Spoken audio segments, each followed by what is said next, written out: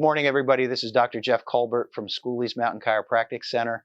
It is a beautiful Saturday, and we've had one crazy week here at Schooley's Mountain Chiropractic Center between rain, crazy amounts of 50 to 60 mile an hour winds, snow, earthquake, aftershocks, computers going crazy in this office, phone lines going down, internet going down. It's been a crazy week. And so what I want to talk to you guys about today is, can I explain life energy? Okay, and what goes on with life energy?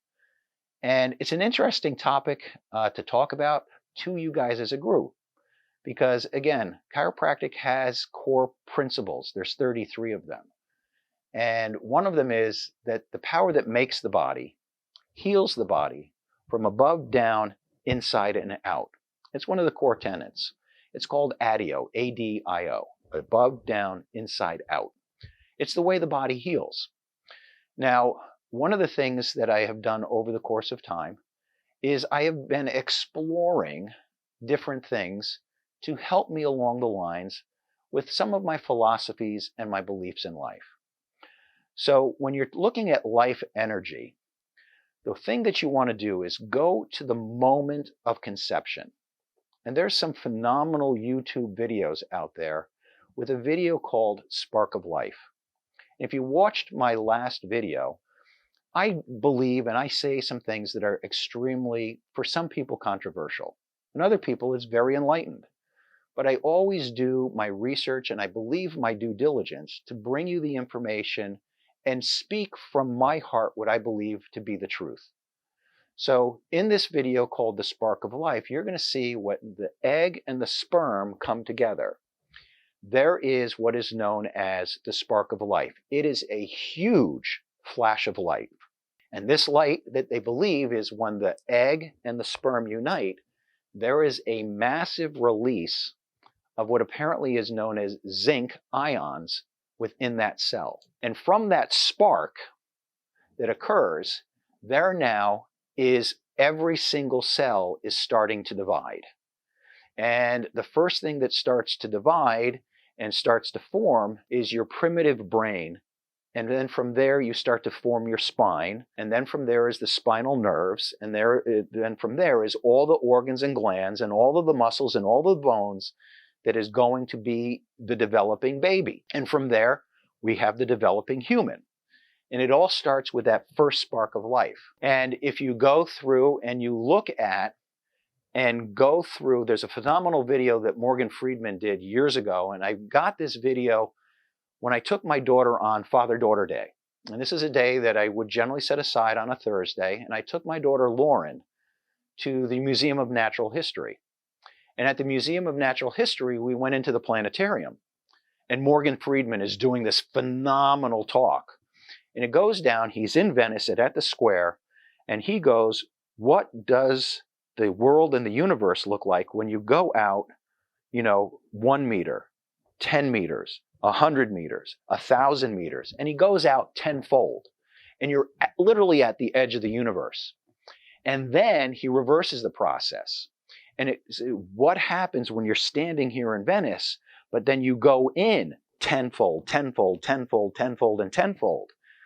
And he gets you down into the very, very center, okay, of the atom.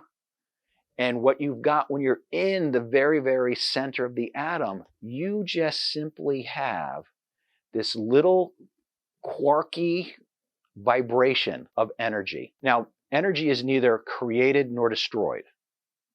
We know that from Isaac Newton and quantum physics. So there's energy in every living single cell in our body. You take it down to the microscopic level in everything, whether it's this sheet of paper, whether it's myself, my watch, okay? Whatever it is, there is energy that is vibrating. Now, in the fact that we are living, breathing human beings, okay, we have energy that vibrates at a higher level that keeps us living. So if I am going to describe what is life energy, it is that spark, that flash that goes on when egg and sperm unite, okay? And for me, that is the moment of conception, and that is the spark of life. For me, and again, this may be controversial, but for me, in my way of thinking, so you can be mad at me, you can embrace me, that choice is yours. But for me, that is the moment that life begins. And I'm not willing to buy in at any other level that life should ever be taken once that spark occurs. Because from there, life just goes out and blooms. And we create trillions and trillions and trillions and trillions and trillions of cells in our body. And they know how to work and function and coordinate because that spark, that little vibrating piece of energy that is in every single one of our cells, lives in a complete state of harmony. And in harmony, it thrives and it grows and it blossoms and it blooms. And when disharmony occurs, that vibration starts to not be at its highest and purest level. And when disharmony occurs, the next process that occurs is the state of dis-ease. There's no longer ease within the body. And if dis-ease or lack of comfort goes on long enough in the body, that will create disease. And if disease goes along unchecked long enough, it is going to result in death. So we have the opportunity from the moment of conception through the moment of birth, through our entire lives, to try to maintain as much harmony in every single cell that exists in our body, that all those cells that differentiate into different organs, glands, muscles, joints, and skin, all of these cells functioning in harmony create health and wellness, and we thrive because of numerous factors: emotional, biochemical, and physical. We can create states of disharmony in our body, which throws off the life energy that is supposed to be coming from above down from the brain, through our nervous system, connecting to our bodies, the mind-body connection.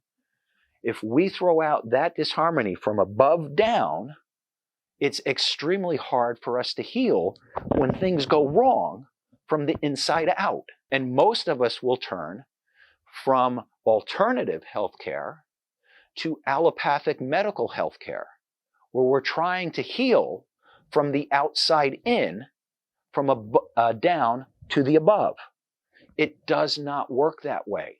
I'm not saying that medicine has no place.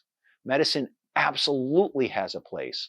When I was going through my healthcare crises because of the COVID stuff that was going on, and you guys know it was AFib, liver, prostate, shoulder replacement, you name it. It just seemed to be whacking me, the long COVID. I was extremely grateful when I needed the medical care to help my inside. But it did not mean that I changed what I was doing exercise. Well, it did mean I changed what I was doing exercise-wise because I couldn't do the volume and the intensity that I once did. But it didn't mean I didn't change my nutrition. My nutrition remained as impeccable as it always could. I fought to maintain an exemplary attitude. Okay, I tried to maintain all of those things that work from the inside out, but realized my inside needed some outside help to go through and heal, to control some of the inflammation and swelling that I just couldn't generate on my own. It didn't matter how many adjustments I got, I needed something outside to help. But when the inflammation went away and I could breathe, okay, and my mind cleared, then at that stage of the game, those medications all went bye-bye. And it was all again, what are the things that are natural? Getting my adjustments on a regular basis, maintaining my water intake, really paying attention to my sleep, monitoring, changing my exercise, as I tell everybody, change my duration, change my intensity, so that I could do things and grow back to the level of intensity that I wanted versus jumping into it and only hurting myself. So again, life energy, it is the nervous system energy that allows our body to be controlled, coordinated, and live in harmony, each and every single cell. We take away the nervous system, the muscle, joint, organ, gland, and skin just does not work the way it is supposed to be.